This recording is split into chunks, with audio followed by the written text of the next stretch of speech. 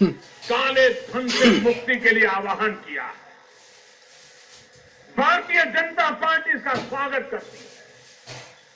भाइयों बहनों, संसद के सत्र के पहले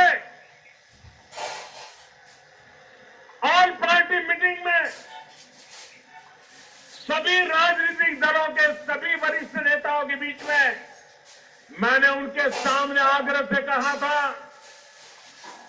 कि देश ईमानदारी चाहता है, देश ईमानदारी के रास्ते पर आगे बढ़ना चाहता है।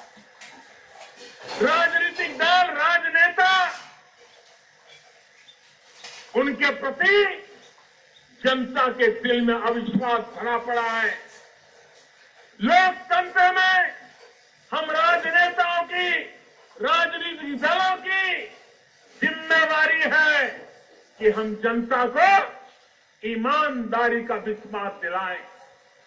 और मैंने कहा था कि इस बार संसद में हम खुल करके चर्चा करें, दो विषयों पर खुल करके चर्चा करें कि पॉलिटिकल पार्टियां, राजनीतिक दल, उनको चंदा कैसे मिलना चाहिए, ये चंदे का हिसाब किताब कैसे होना चाहिए, देश की जनता के सामने ये चंदे के संबंध में राजनीतिक दलों पे जो उंगलियां उठी गई है, क्या देश की जनता की इच्छा आकांक्षा के अनुकूल हम मिलकर के कोई रास्ता खोज सकते हैं कि नहीं खोज सकते।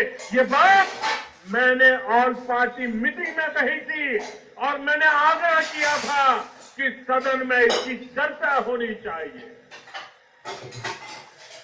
मैंने दूसरी बात कही थी जो हमारे देश के आदरणीय राष्ट्रपति जी ने भी अभी उसका उल्लेख किया। आदरणीय प्रणब मुखर्जी जी ने कहा कि हमारे देश में लोकसभा और विधानसभाओं के चुनाव अलग अलग होते हैं, उसके कारण देश पर बहुत बड़ा बोझ पड़ता है। काले धन के कारोबार को अवसर मिल जाता है।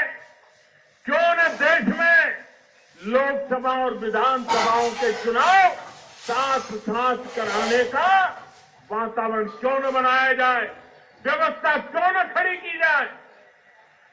आए दिन चुनावों के कारण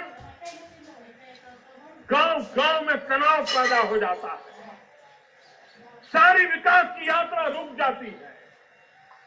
अगर 5 साल में एक बार चुनाव हो, 5 साल सब सरकारें जो भी चुनकर आए वो काम करे।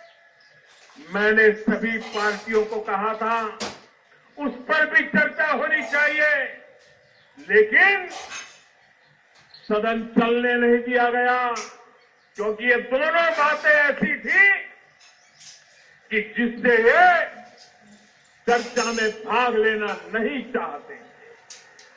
भाइयों बहनों,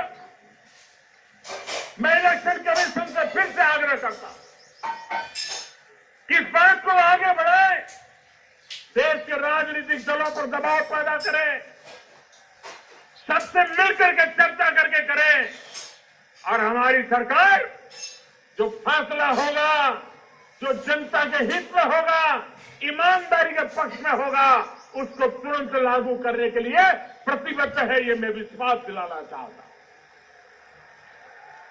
भाइयों बहनों,